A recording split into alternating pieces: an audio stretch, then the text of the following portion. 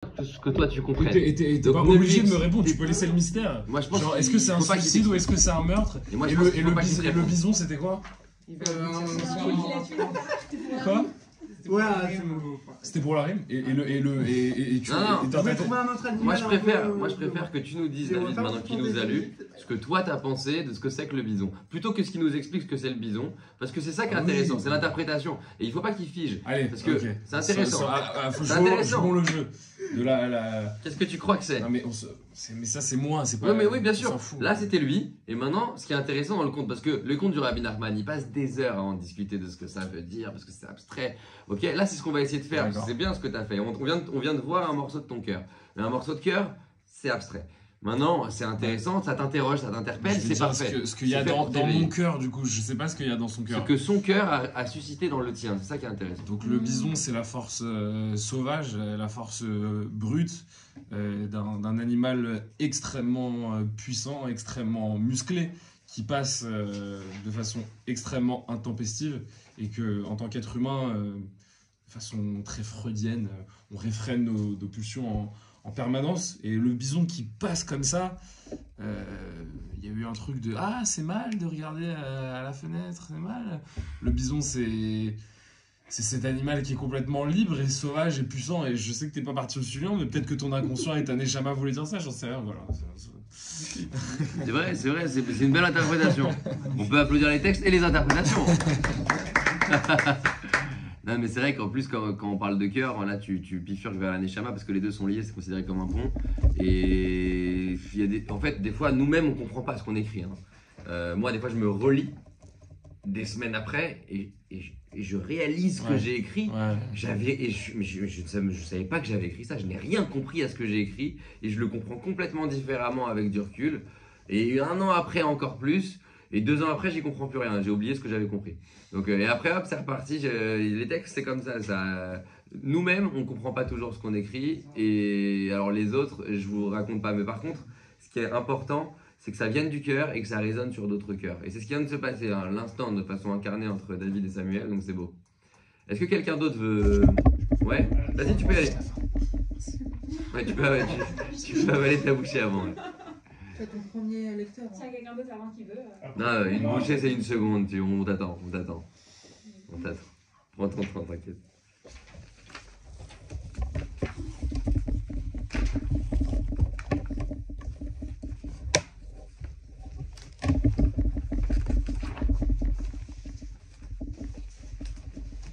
Ok.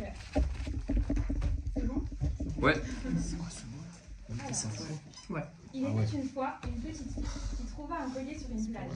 Pour elle, il appartenait forcément à quelqu'un, et elle avait très envie de savoir. C'est vrai que ce collier la fascinait, il était si brillant que l'on pouvait penser qu'il était magique. Ce collier ressemblait à un cœur orné de pierres précieuses. Il était bleu, rose, peut-être violet, une couleur que l'on ne savait expliquer, et pourtant elle existait bien. Elle prit le collier et l'emmena chez elle. Il était tellement beau qu'elle n'osa pas le porter. Elle décida de le déposer près d'une boîte à bijoux qui était sur son bureau, et elle commença à continuer sa vie. Mais elle réfléchissait à comment elle pourrait rendre ce magnifique bijou à qui il appartiendrait. La nuit passa et le lendemain, elle eut une idée. Peut-être qu'en portant le collier, elle allait trouver une personne qui reconnaîtrait son collier. Elle prit délicatement le collier, le mit sur son cou, et on ne sait comment, elle fut transportée dans un monde magique. Tout ce qu'elle voulait apparaissait quand elle le demandait, mais elle prit vite conscience que des choses qu'elle voulait vraiment n'existaient pas. Applaudir. Ah, c'est très bien. Bah en fait après je voulais faire une suite. Ouais. Et j'ai vraiment l'idée dans ma tête de la suite. Mais tu peux toujours le faire. Bah ouais. Mais je peux vous dire ce qui va se passer si vous voulez. Non, moi je veux que tu prennes le temps de le développer. Mais t'as ton programme qui, tu vois, tu rentres, il n'y a pas besoin de Netflix là, t'as un programme. Oui, bien qui est sûr. plus... Bah oui, pourquoi pas, après je vous enverrai. Tu peux, bien sûr. On avait dit qu'on ferait un groupe pour envoyer les textes la dernière fois. Je crois qu'on l'avait pas fait parce qu'il y avait eu des textes qu'on a lus, on les avait pas envoyés après. On pourra le faire à l'issue de. Est-ce que quelqu'un, avant de l'interprétation, est-ce que quelqu'un a une question et tu ne réponds pas? Quelqu'un a une question sur ce qu'elle vient de lire? J'ai une question. Mais n'y réponds pas. Hein. David, tu la poses au doigt à tout le monde. Il y avait une morale de. Il y avait une morale Genre, on cherche à obtenir des choses en vain, quoi. Enfin, j'essaie juste de bien. J'avoue, j'étais pas à 100% au début, donc j'ai surtout eu la C'est fin. un aveu. Donc c'est pour ça que j'ai des questions en fait. Là, c'est un aveu, là. C'est un aveu, ouais. C'est- Genre, c'est quoi la morale? C'est quoi la morale? C'est quoi la morale? Alors, n'y réponds pas. Allez, viens. N'y réponds pas. Maintenant que tu as posé la question, David, est-ce que quelqu'un pourrait essayer d'interpréter? Ouais. Quand elle dit que le collier il lui permet d'avoir tout ce qu'elle veut, mais que c'est pas ça qui. Enfin, ça la rend pas heureuse en gros. Que c'est pas parce qu'elle va avoir tout ce qu'elle demande, c'est pas ça qui va la rendre heureuse. Et que c'est pas en satisfaisant tous nos besoins, enfin, c'est pas ça qui va nous rendre heureux. C'est quelque chose de plus profond. Razak, est-ce que quelqu'un d'autre a une pierre à l'édifice? Alors, moi j'ai vu autre chose. Ouais. Je me suis dit, C'est très bien, c'est génial, ça montre qu'on peut tout interpréter. je me suis dit, mais en fait on se fait des illusions sur beaucoup de choses. Et on s'en rend compte qu'à la fin, que ça n'existait pas, ce qu'on croyait et tout. Bah, en fait, à la fin tu te rends compte que ça n'existait pas ou que c'est pas justement ce qui te rend heureux ou ce qui est le bonheur. Ouais. C'est des illusions. Ça rejoint et ça complète ce que tu as dit. C'est vrai, et ça fonctionne, c'est un peu ça aussi. Je vois qu'elle acquiesce. Tu veux me rappeler ton prénom? Moi? Ouais. Déborah. Je vois que Déborah elle acquiesce, donc c'est que c'est un peu ce qu'elle a pensé aussi. C'est un peu un mix, mais je peux. Ouais, tu peux. Normalement, c'est bien de laisser le mystère parce que comme tu es l'autrice de ton Ouais. texte, tu vas figer. Ils vont tous le prendre. Le Rabbi Nachman n'explique jamais un de ses contes. Pourquoi? Parce qu'il veut pas figer une interprétation. Et comme il est l'auteur, qu'est-ce qu'on va penser? Que forcément, c'est ce qu'il a dit qui est vrai. Alors que c'est pas ça. Or là, maintenant, si tu nous expliques au sujet de ton conte, on va tous te croire au point de plus interpréter. Et ça serait, mais tu peux le faire, mais je préfère vous le Ah, dire c'est pas mal. que c'est le risque si tu le fais. Mais tu peux le faire. Ah non, continue d'interpréter. Ah, tu lui as fait peur. Bah oui, et c'était le but. Je voulais pas l'interdire, j'ai préféré. Je vais aller la fin, en tout Explicitement, cas. je suis passé par un autre chemin pour. Je vais pas vous spoiler qu'elle le alors, non. fasse pas. Mais c'est quoi le risque si on interprète? Enfin, si Si on- elle dit, si la personne elle dit la bonne interprétation. Alors, ce n'est plus une interprétation. Oui, Ça, mais- c'est ce que la personne a pensé. Et du coup, l'interprétation, elle est basée. C'est comme. La Torah, on dit que c'est la parole divine, d'accord? La Torah, on passe notre temps à la commenter, à l'interpréter. Si Dieu, d'un coup, il y a une voix comme ça qui résonne dans le sol et dans le vent et qui te dit c'est comme ça, j'ai dit ça pour ça. On parle plus, il n'y a plus de pile-poule, il n'y a plus de Talmud, il n'y a plus la discussion. Il n'y a plus ce trajet d'interprétation qui nous met en mouvement et qui nous enrichit. Le message est un mystère parce que le mystère nous met en mouvement. Si l'auteur décide de dire pourquoi il a écrit ce qu'il a écrit, il n'y a plus de discussion en fait. Il n'y a plus d'interprétation. Or, ce que son cœur exprime, comme c'est la forme du cœur et pas de la tête, d'accord? C'est un conte, hein, c'est ça qu'on cherche, hein, c'était pas rationnel et tout. C'est la forme du cœur et pas de la tête. Ce que son cœur exprime, le but c'est que ça rebondisse sur vos cœurs. Si elle l'explique, on passe du cœur à la tête. Donc en fait, on n'est plus dans ce truc-là. Ça va plus résonner sur vos cœurs. Ça va être du Descartes, il dit je pense donc je suis. Il dit ça parce que quand il pense, il prend conscience de ce qui est. Voilà, on est dans de l'explication. Alors que dans le cas de, si je prends un autre exemple, de la princesse dans comment il s'appelle ce conte où la princesse disparaît. J'ai oublié. Il y a un conte comme ça du Rabbi Nachman où la princesse disparaît. Et où c'est le roi qui pris d'une colère a quelques mots en trop, et ces quelques mots en trop suffisent à faire disparaître la princesse, sa fille. Et il va la chercher partout. Il va la chercher partout à travers plusieurs dimensions, plusieurs réalités. C'est très mystique, poétique, abstrait. Et je ne vais pas vous le spoiler, il faudrait que vous le lisiez. Il est très puissant ce poème. En revanche, il ne l'explique pas. Et si on l'explique, tout de suite, on va rentrer dans la philosophie, on va dire, ou même de l'établi, de la science. On va dire, la morale, c'est. Vous voyez, la morale, c'est quoi? La morale, c'est ça. Il y a des morales, mais les morales, on les interprète. Alors que la poésie, il y a de la poésie dans le conte, c'est le cœur, c'est pas la tête, et c'est infini. C'est infini. On pourrait en vrai passer la nuit à discuter de ton truc, comme on pourrait passer de la nuit à discuter du tien. Et c'est ça qui serait marrant. Comme on pourrait passer la nuit à écrire. Et c'est ça qui est intéressant. C'est que moi j'aime et c'est le projet de l'écriture quand elle est vraiment thérapeutique, quand elle est vraiment catharsique, quand elle est vraiment libératoire. Le but c'est d'alimenter sa flamme. La flamme, elle brûle quand on écrit, elle brûle quand on discute.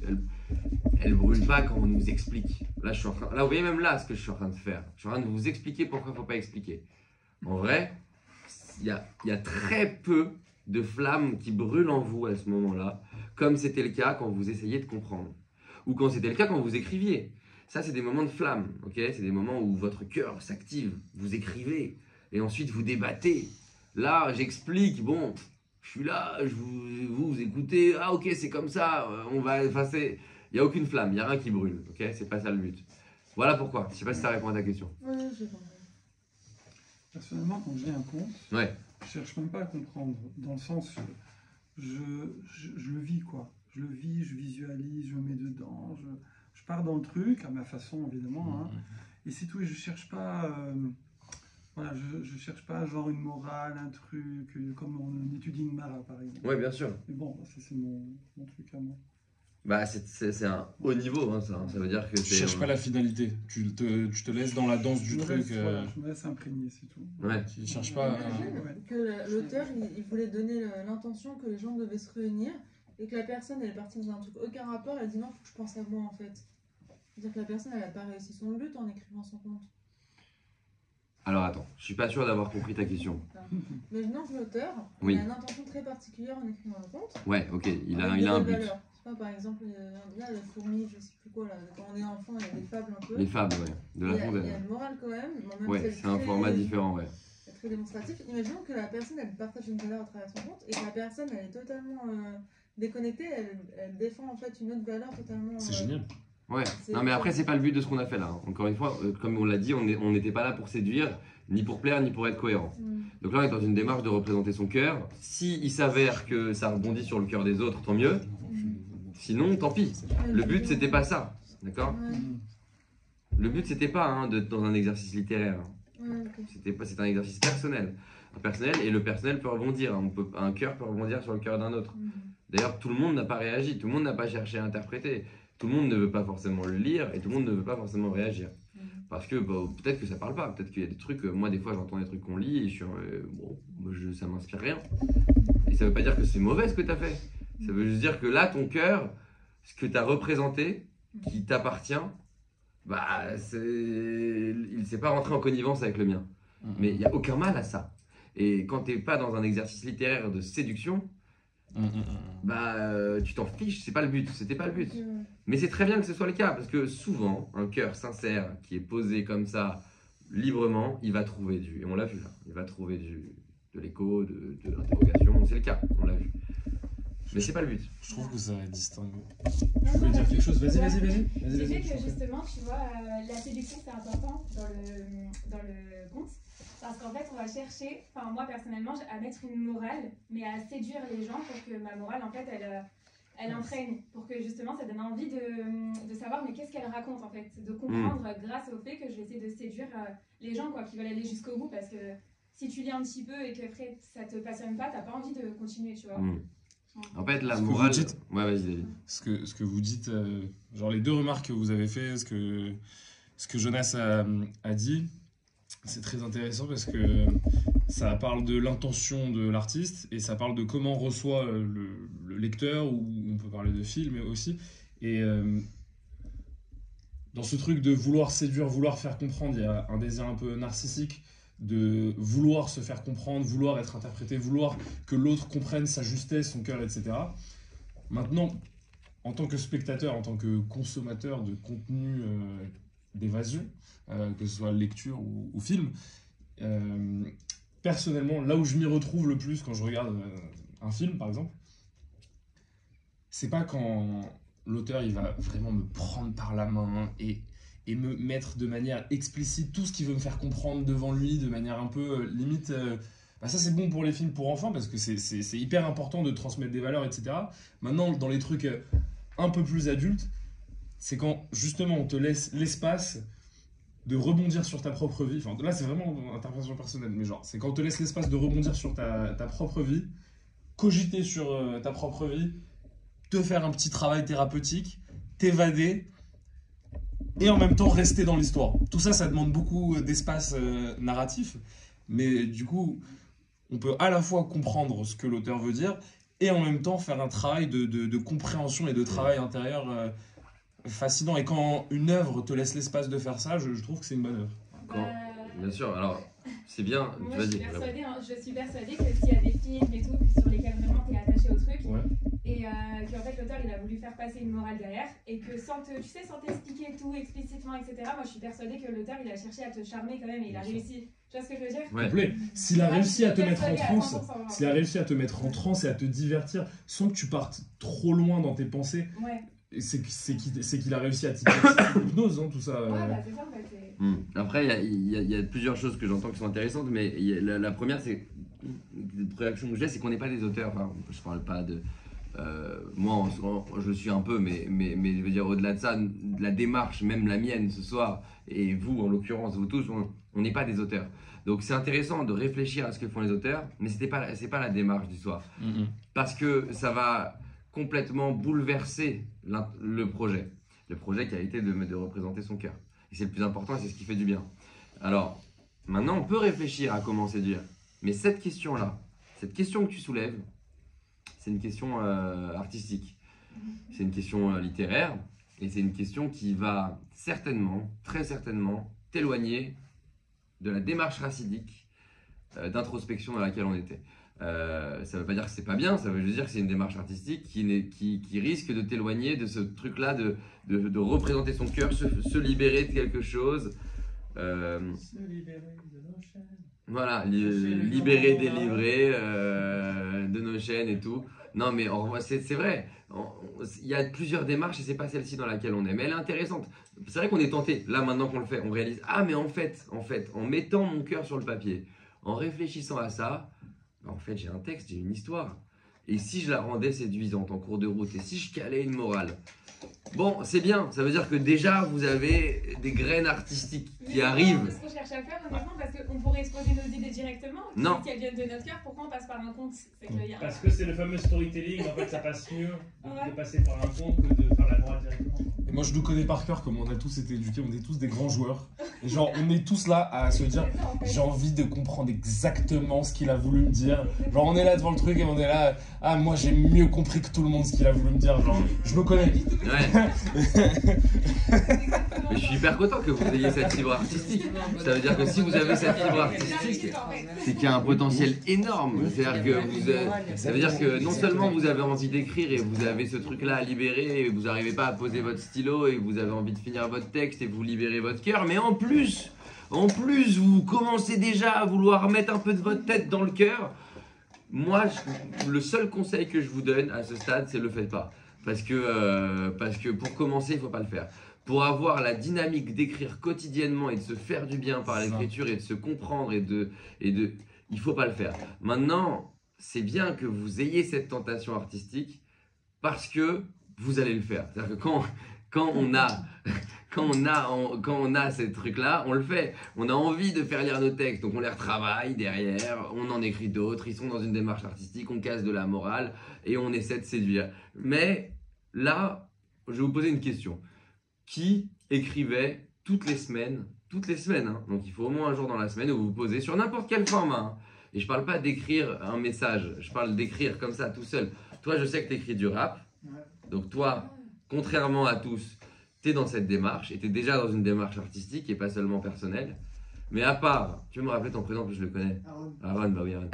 Est-ce que, et à part Aaron, est-ce que vous écriviez comme ça toutes les semaines, au moins une fois par semaine? À l'époque, un peu, ouais.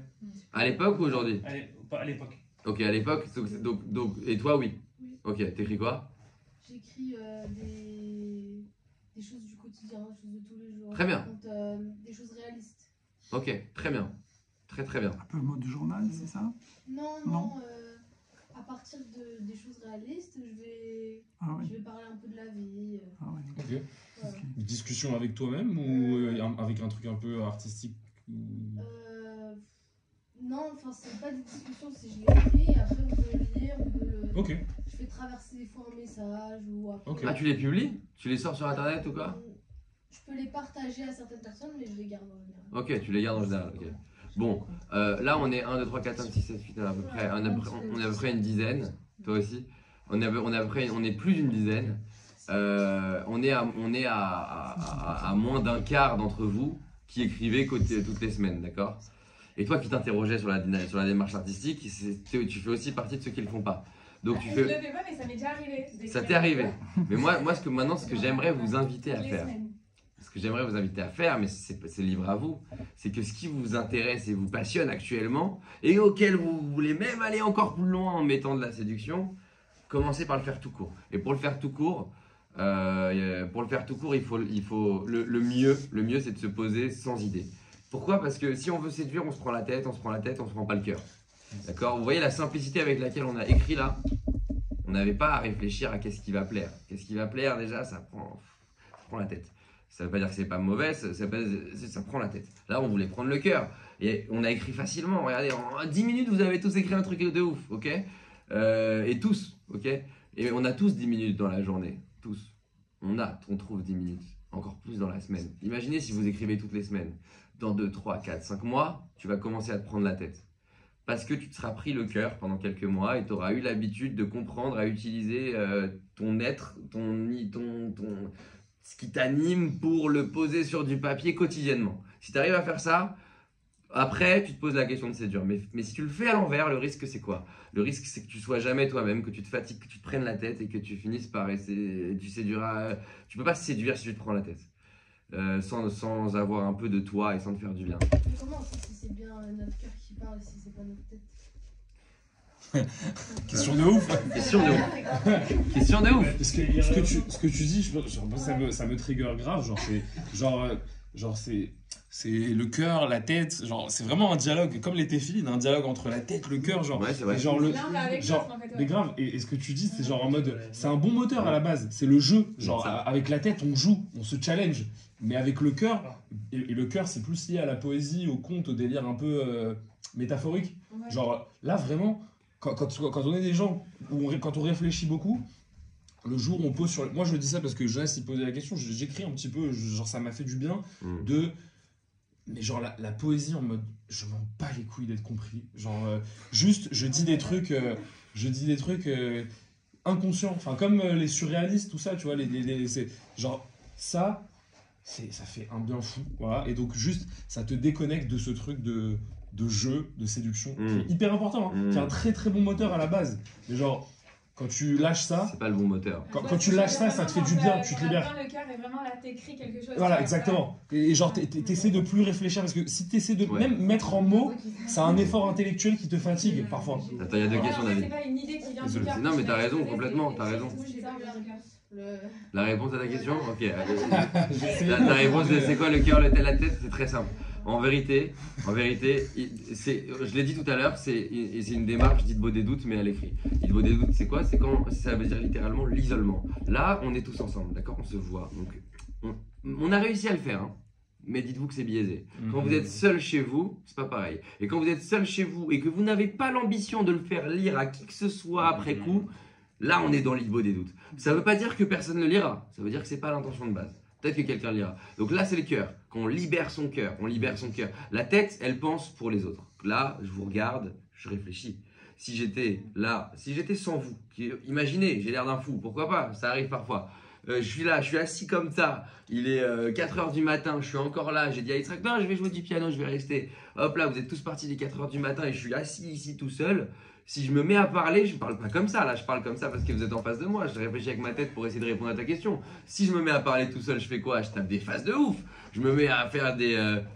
j'en sais rien. Des bruits, des sons. Et puis je me dis... et puis peut-être que... Et puis je me pars en Ilbo des doutes. Je dis, mais pourquoi tout ça? Je sais pas, je pars en couille. Je parle à Dieu. Et c'est ça. D'ailleurs, cette notion, on est là dans un centre communautaire, donc on en parlait. Dieu, c'est l'élément clé un peu à ça, parce que dans la démarche d'Ilbo des doutes, qu'on croit en Dieu ou pas, il y a Dieu, c'est ça. Dieu, c'est l'interlocuteur quand il n'y en a pas. Donc c'est le cœur, d'accord? Dieu, c'est ça. C'est-à-dire que l'Ilbo des doutes, quand on s'isole dans la forêt pour parler, comme c'est préconisé, et qu'on parle à Dieu, on est sûr qu'on parle avec son cœur. Parce qu'on ne parle pas au psy, on ne parle pas à un copain, on ne parle pas au psy qui va nous juger avec son regard freudien et il faut qu'on soit à la hauteur de son niveau intellectuel. On ne parle pas au copain qui a une autre vie que la nôtre, on ne parle pas à nos parents qui nous veulent trop de bien, donc ils vont on parle tout seul. Je dis pas que Dieu n'est pas là. On y croit, on n'y croit pas. Dans tous les cas, physiquement, dans le monde matériel, on parle tout seul. C'est ça le cœur, d'accord? Là, c'est biaisé. Si vous rentrez chez vous et que vous le faites, c'est une libération. Alors bien sûr, après, derrière, quand on est dans une démarche artistique, on va le travailler, on va le polir. Parce que quand on parle tout seul, il y a des trucs qui sortent. C'est pas toujours sexy, d'accord? C'est pas toujours sexy. Mais c'est ça l'idée des doutes. Et c'est ce qu'on essaie de faire par écrit. On a essayé de le faire avec le conte. Pourquoi? Parce que le conte, c'est un format abstrait. Un format abstrait, il peut y avoir, encore une fois, on est un bateau de diamant avec un flamant rose dessus, ça veut rien dire. Mais si ça se trouve, le bateau, il va me regarder et il va me dire tu fais de la merde, mon gars, tout le temps. Là, regarde, l'autre jour. Pourquoi il me dirait ça, le bateau? J'en sais rien. Mais si ça se trouve, c'est ce qu'il va me dire. Parce que si ça se trouve, j'ai fait de la merde. Mais d'une certaine façon, mon cœur, il oserait le dire. Comme ça, dans ce monde abstrait. Ma tête, elle va rationaliser et elle va séduire. Et elle va pas vous dire ce que mon cœur aurait dit. Donc, c'est ça la différence entre le cœur et la tête. C'est dur à atteindre, hein, ça demande une transparence totale, c'est du travail aussi. Mais c'est un travail qui fait du bien quotidiennement et c'est pas une démarche artistique. L'art, il arrive après ou alors c'est une autre démarche. Ça répond à ta question? Oui, à peu près. Ok. Attends, tu dois y aller. C'est bon, pas de souci. Ok. Il y avait des questions encore, mais on va les balayer vite parce qu'il y en a qui doivent y aller. Bon, ok. Tu le gardes? Tu le gardes. Moi je l'ai lu. Moi je l'ai lu. C'est beau soir. Non, ce que j'écris, faut pas. Tu veux lire ton texte, c'est ça? Ok.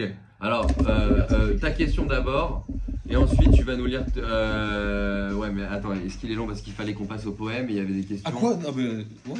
Il y a un poème, là, Okay. on va écrire de la poésie. Donc là, le format commence à être serré. On va les envoyer sur le groupe. Donc Non, je voudrais bien le lire quand même. Tu veux vraiment le lire? Ok. Oui. Alors vas-y, on y va. Essaye de, comme il est tard et qu'on commence à perdre Sur des. YouTube, mais c'est- Comme il est tard et qu'on commence à en perdre quelques-uns, Ok, change ta voix. on t'écoute. Il était une fois un homme riche en connaissances, mais pauvre en pièces d'or. La culture était tout ce qui lui restait pour celui qui ne pouvait même pas se payer un tour en calèche. La dignité de ce monsieur était sans égale. Il ne demandait rien à personne et aucun de ses voisins ne connaissait sa situation. Ancien bourgeois, la roue avait tourné, mais il avait conservé les us et les coutumes de ce monde désormais si lointain. Héritier, mais pas de mérite particulier, il n'eut alors jamais vraiment exploité le potentiel qu'il possédait. Mais une simple pancarte affichée dans une rue passante allait faire basculer son destin. Une chasse au trésor venait d'être lancée, avec à la clé une somme d'argent suffisante pour vivre comme un grand seigneur jusqu'à la fin des jours. Cette chasse exigeait des participants de grandes connaissances historiques pour résoudre les différentes énigmes menant à un endroit précis où se cachait le coffre à trésor. Le vieil homme prena son baluchon sur le dos et partit à la conquête du Graal. Il passa par la forêt, il passa par la montagne. Dans la douleur, il voulut abandonner, mais la voix de saint Augustin résonnait sans cesse dans sa tête. Avance sur ta route, car elle n'existe que par ta marche. Dans la forêt de Brocéliande, il dénicha en premier le trésor entre deux arbres sacrés par les druides. La satisfaction d'avoir conduit à bien cette mission Beaucoup de références. fut encore plus satisfaisante que les conséquences de ce succès.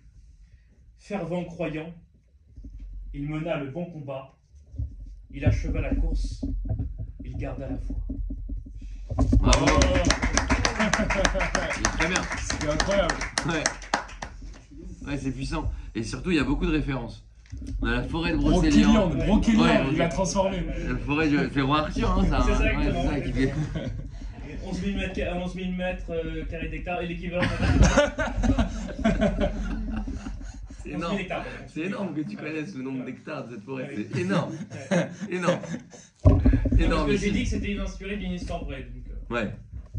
Bon, ok, c'est super. On va pas faire l'exercice tout à l'heure de réagir avec les questions, même si c'était génial, parce qu'il faut qu'on avance et qu'il est tard. Merci beaucoup. Est-ce que tu avais une question avant le poème? Non, vas-y, on répond rapidement. Je vais très vite. Ok. Alors, en fait, moi, j'ai l'habitude d'écrire de parler pour les autres, et du coup, j'arrive. Oui, d'accord, j'étais pas prête. En fait, j'ai l'habitude de parler pour les autres parce que par rapport à mon métier, et j'arrive plus, du coup, par rapport à l'exercice, j'arrive pas à parler rien que pour moi. Genre, en fait, je calcule tellement tous mes mots. De base, je suis hypnothérapeute, donc il faut que chaque mot aide la personne en face, et ça fait 7 ans, donc j'arrive pas à me dire non. Je parle et c'est pas grave si ça aide pas l'autre. J'ai senti là que j'étais. C'est un exercice qui est pas si simple. Hein. Moi, je le simplifie dans mon propos, je le banalise, mais parce que je veux le démystifier, ça veut pas dire que c'est facile. C'est même très compliqué, et surtout quand on est habitué à des modes d'expression, comme ce que tu décris, très cartésien, très rationaliste et très altruiste aussi, hein, d'inclure l'autre. Sauf que ça veut dire qu'il y a un chantier encore plus grand pour toi. Ça veut pas dire que tu peux pas le faire, mais déjà pour le faire, il faut commencer par essayer de le faire. Et donc quotidiennement, tu peux essayer, hebdomadairement ou quotidiennement, essayer de se dire mais j'exclus tout individu de mon schéma. J'essaie de fermer les yeux, de penser à mon cœur, qu'est-ce que j'ai dedans, et j'essaye pas de penser pour un autre. Ça va pas être facile, hein, mais tu sors comme ça les mots et tu vois que petit à petit, plus le temps passe et plus ça te ressemble.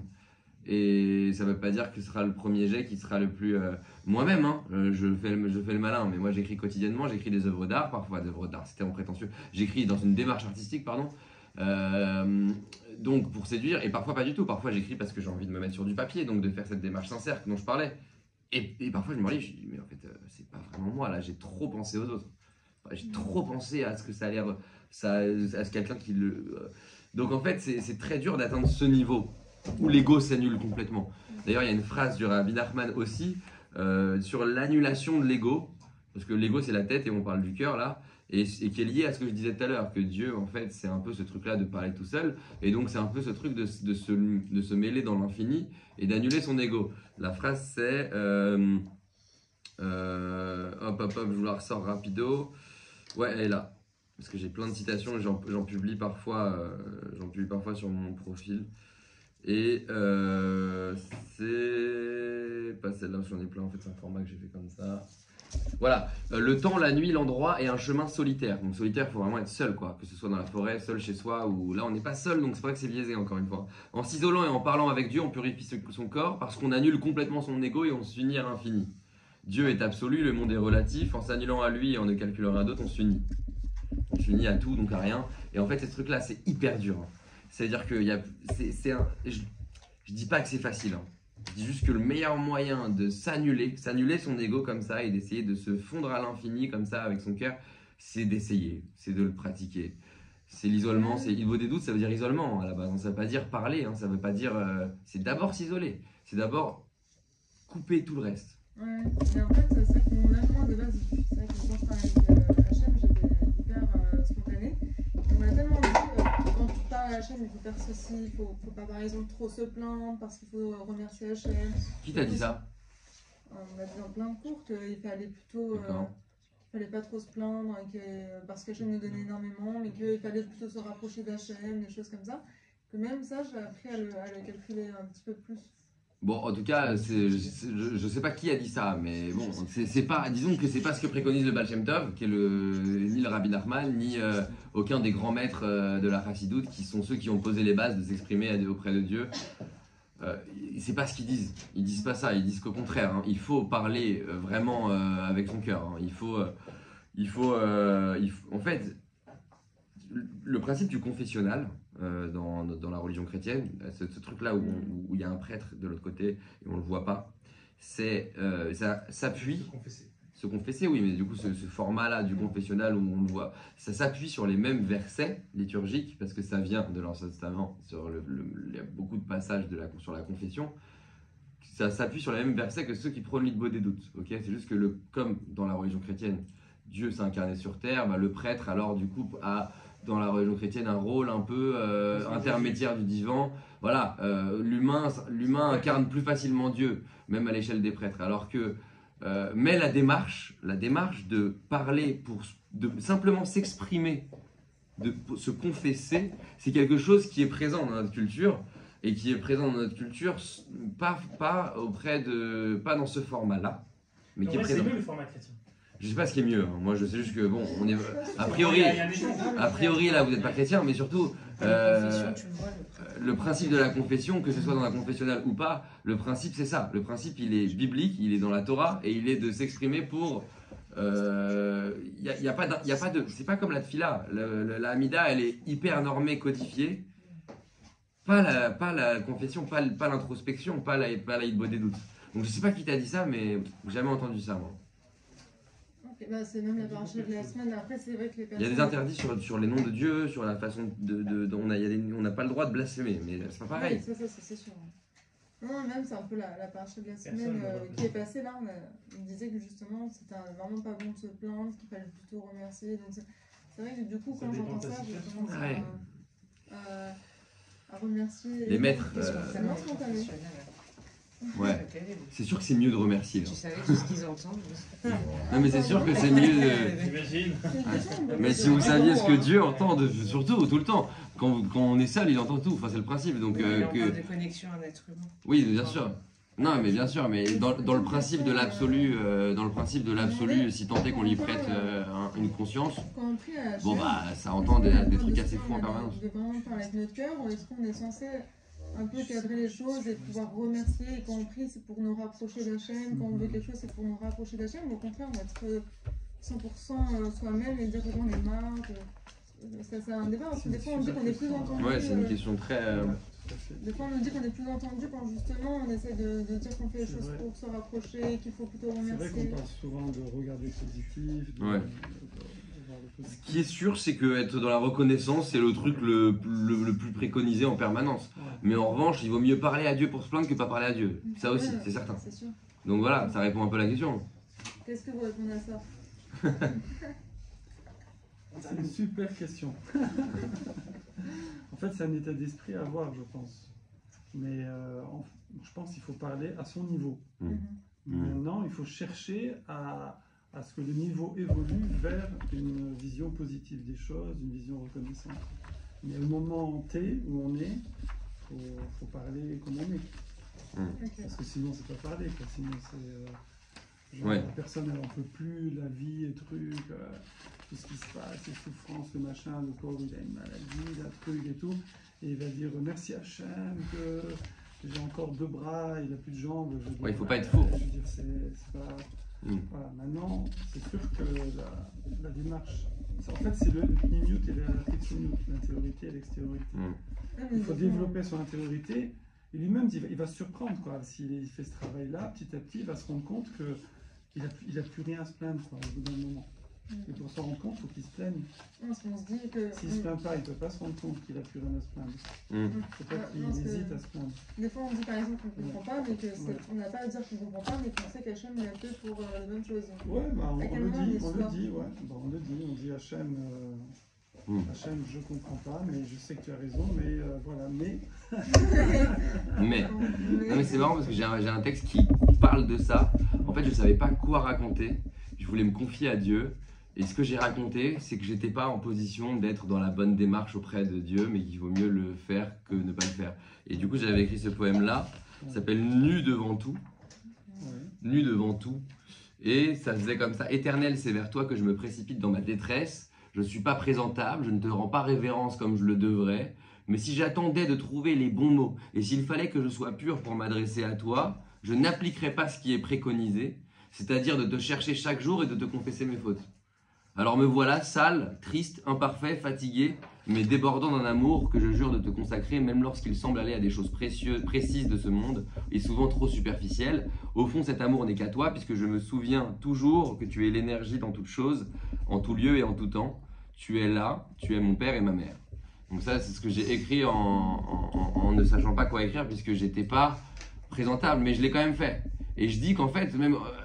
si je le faisais pas à ce moment-là, bah, je me serais privé d'être avec Dieu. Alors que c'est comme quand dans le conte, je suis pas censé l'expliquer, mais il y a un moment où il dit arrêtez de dire je crois en Dieu, dites maintenant je danse avec lui. quand je danse, tu peux danser en étant fatigué, tu peux danser en étant triste, tu peux danser en étant sale, mais l'idée c'est que Dieu est en permanence avec toi. Tu as cette émouna-là, tu as cette simcha-là en permanence. Ça veut dire que tu es avec lui et c'est ça. Il est censé, l'ère messianique, le Mashiach, le principe c'est qu'on révèle Dieu en ce monde. Il n'y a pas écrit que tout le monde lui parle de la même façon.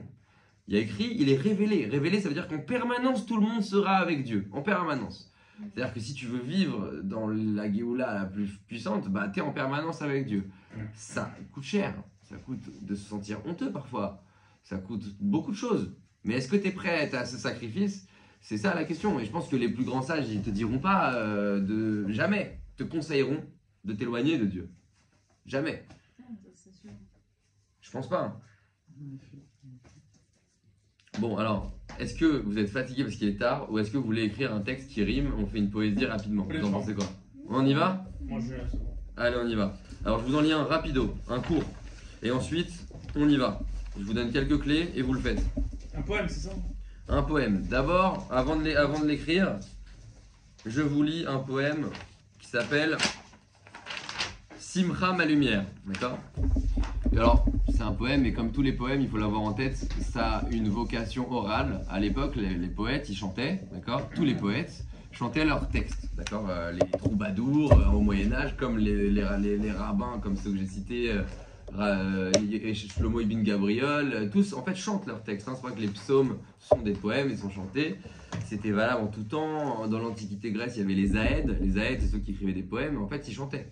Et aujourd'hui, on a les rappeurs. Aujourd'hui, on a, tu vois, Ronnie Rap. On a les rappeurs, on a les chanteurs et tout. Mais il y a une époque où il n'y avait pas cette notion de... Parce que shira, c'est à la fois poème et chanson en hébreu. Et de tout temps, c'est comme ça en fait. C'est les Aèdes dans l'Antiquité grecque. À l'époque, t'allais dans un endroit où tu pouvais siroter un verre de vin à la gloire de Dionysos. Donc nous, c'est pas pour ça qu'on va boire un verre de vin. Nous, on fait des lechaim pour Hachem, mais ça revient au même. Au moment où ce qui est préconisé, c'est de chanter à Shabbat. D'accord? D'ailleurs, le Rabbi Nachman, il disait Azamera, je crois. C'est ce qu'il criait. Il tapait sur la table. C'est-à-dire, c'est une manière de dire pourquoi vous chantez pas? C'est si dur pour vous de chanter? C'était un truc genre parce que Shabbat, on doit chanter. C'est si compliqué de chanter parce qu'en fait, il y a une vraie mitzvah du chant. Et nous, ce qu'on fait, c'est qu'on va dans des concerts maintenant pour écouter des chants et on commande des vers. Mais en fait, à Shabbat, on se rend pas compte qu'on chante on célèbre les raps et les chants de nos chanteurs, de nos stars à nous d'il y a longtemps. Et on les chante à Shabbat, parce qu'à l'époque, ils n'allaient pas en concert, mais ils allaient à... Donc en fait, là, pourquoi je vous précise ça? Parce que je veux pas que vous preniez la tête à réfléchir à une mélodie. Je veux pas que vous fassiez ça, d'accord? Par contre, prenez en compte que s'il y a des rimes, c'est que c'est mélodieux. Ça veut pas dire que vous allez composer une mélodie, ça veut juste dire que c'est mélodieux, c'est pas pareil. Ok? Vous allez pas faire un air, non, je sais rien, ok? On fait pas d'air. Par contre, c'est mélodieux. Pourquoi? Parce que le chœur, c'est un cri. On parlait du chœur, et là, c'est un autre exercice que le conte. Le conte, il nous emmène sur un chemin, on l'a dit. Le poème, il nous emmène sur un cri. Un cri, ça peut être beaucoup de choses. Hein. Un cri, ça peut être un cri du cœur, de tristesse, de joie. Mais chanter, c'est crier. Chanter, c'est crier. Si je me mets à faire... les radodi, les kratkala. J'accueille le Shabbat comme ma fiancée. C'est très beau, c'est puissant. La façon dont j'ai chanté, qui était assez d'ailleurs peu convaincu là, est un cri en fait. C'est un cri de joie, d'amour, de bouleversement, comme ça peut être un cri de tristesse. Et c'est ça la poésie en fait. Pourquoi? Je vous le précise, parce qu'on est dans le même principe. Là, je veux pas que vous séduisiez qui que ce soit. Je veux que ce poème soit un cri de votre cœur. Le conte, c'est un chemin. Le poème, c'est un cri. C'est un chant du cœur. Vous n'allez pas le chanter, on va le lire, pas le chanter, mais c'est un chant du cœur. D'accord? Donc, qu'est-ce que chante votre cœur? C'est la question qu'il faut se poser. Donc, moi, je vous lis celui-là, il s'appelle Simcha ma lumière. Alors, et là, c'est toute la question du blasphème. Simcha ma lumière, j'ai la tête couverte et je le dis avec beaucoup de respect. Adonai, louange éternelle, toi qui caches ton visage dans le silence, mais dont la joie éclaire mes nuits, comme un feu sacré au cœur du givre. Tu n'as pas ôté la douleur, tu l'as remplie. Tu n'as pas ramené mes morts, tu n'as pas appris à danser parmi leurs ombres. Ma force, don insensé, comme une perle d'eau dans la poussière, tu me l'as offerte quand j'étais brisé. Et elle a chanté là où je n'avais plus de voix. Vous voyez, les rimes, elles ne sont pas toujours là. Il y en a parfois pas. Parce que c'est tellement un cri du cœur que, vous voyez, l'exercice de style de Il faut séduire, la rime, je vous l'ai dit, elle permet d'accéder à un trésor, de se prendre la tête. Et parfois, il y a un truc qui est trop, c'est comme ça. Je ne peux pas le faire rimer. Ça doit sortir comme ça parfois. Donc, il ne faut pas non plus s'accrocher trop à la rime, même si c'est de la poésie, d'accord? Et qu'il vaut mieux en trouver. Je t'ai cherché dans les temples et jusque dans les psaumes, dans toutes les eaux, dans toutes les mers et tous les étangs, mais seul le feu damné m'a sauvé. Puisque c'est dans un éclat de rire que j'ai reconnu ton nom, prénom Simra, non sourire, elle ne dépend de rien cette joie, de rien d'autre que toi. Tu as guéri les fièvres de mon âme, tu as lavé les blessures d'une femme, tu as soulevé mon corps las quand le monde n'avait plus de grâce. Adonai, source de source, toi qui verses la joie, comme l'huile sur la tête d'un roi, c'est toi qui maintiens la course. Reçois ce chant fragile mais pur d'un enfant qui revient d'exil. Je sais que tu sais que c'est dur de te dire qu'une part de moi est encore en Égypte. Là, c'est ça, Donc là, c'est religieux, d'accord? C'est tout le principe de ce texte. Il y a le nom de Dieu qui est convoqué en dehors d'une bénédiction. Au-delà de ça, oui, j'essaie de le faire de façon révérencieuse, de façon révérentielle, mais il n'y a pas bon, tant mieux, c'est validé par, c'est validé par la prod. Il y a le tampon du rave partiel. Si on m'embête, donc là, vous voyez, je suis dans une démarche où je parle à Dieu parce que c'est la démarche dans la plupart des textes de ce recueil. Vous n'êtes pas obligé de faire ça. Mais vous pouvez. Encore une fois, parler à Dieu, c'est un bon moyen d'être avec le cœur. Parce qu'on ne parle pas à quelqu'un. On ne parle pas à quelqu'un qu'on veut séduire. Et c'est pas obligatoire. Il m'est arrivé de le faire en parlant à des gens qui sont plus là, de le faire en parlant à moi. Il m'est arrivé de représenter quelque chose, un chant du cœur, mais qui en fait raconte ce à quoi ressemble une sorte de flamme. Je sais pas. Il s'est arrivé de. Il y a plein de. En soi, ça c'est un poème, hein, ce que je vous ai lu tout à l'heure, de quand je suis nu devant tout et que je dis que je suis pas présentable. Ça rime pas. Je parle pas à Dieu. Si, je parle à Dieu. C'est le cas de la plupart de ces textes. Mais regardez, par exemple, voilà, pour vous ouvrir le champ, comme ça vous n'êtes pas obligé de parler à Dieu. Dans mes anciens textes, vous voyez là, entorse. Même avec le pied cassé ou dans des mocassins, je cours jusqu'à Mikasa pour réparer les mots cassés. Pas des bouffons du bac à sable, je gratterai pas un son classique et vivre comme un Yamakasi. Tu pensais que tu me piquerais ça? C'est abstrait comme Picasso. J'arrête tous les pique-assiettes, c'est moi qui fais la bac ici. Ok, bon, on est dans un exercice où il y a beaucoup de rimes. Beaucoup de rimes. On parle pas à Dieu. C'est pas forcément intéressant. Moi, je veux pas que vous fassiez ça. Mais c'est juste pour que vous sachiez qu'on n'est pas obligé de parler à Dieu quoi, dans un poème. Même si. Alors, je vais essayer de vous en trouver un peu plus profond, mais qui parle pas à Dieu. Pour que. Peut-être un plus récent. J'étais jeune. On va prendre ça. Hop, comme ça. L'ours est plus gros que le poisson, mais l'ours ne respire pas sous l'eau. Surtout, n'hésite pas si t'es solo. Et il faut une meute de toute façon. Voilà ce qu'on dit pas ou qu'on dit peu. C'est pas pareil de faire 10 pas quand t'es petit peu. Voilà, il y a un message, c'est plus profond. On compare l'ours et le poisson. C'est vrai qu'il n'y a pas de mal à être un poisson, il n'y a pas de mal à être un ours, il n'y a pas de mal à être petit, il n'y a pas de mal à être grand. Et puis en fait, chacun est comme il est. Il y a ce truc-là, on raconte tout ça avec des rimes et tout. C'est un poème, d'accord? Vous pouvez faire ça si c'est ça que votre cœur appelle, si c'est ça que vous voulez chanter. Ou alors vous pouvez aller sur un truc vraiment deep, vraiment pur et parler à Dieu. Je le précise que je veux encore une fois démystifier. Après avoir lu ce poème où je parle à l'Éternel, j'ai pas envie que vous preniez. Je parle à Dieu, donc là c'est trop de pression. Vous n'êtes pas obligé de le faire, d'accord? Par contre, on essaie de trouver des rimes. On pose un chant du cœur. Il y a un principe de retour à la ligne assez récurrent. Parce que c'est un chant, donc c'est une rythmique. Le cœur, il fait ça. Et c'est ça le but en fait de chaque vers. On imagine que c'est des battements de votre cœur. Ok, pas pareil que le conte. C'est ça qu'on va essayer de faire. Vous avez tous une feuille? Oui. Allez, go.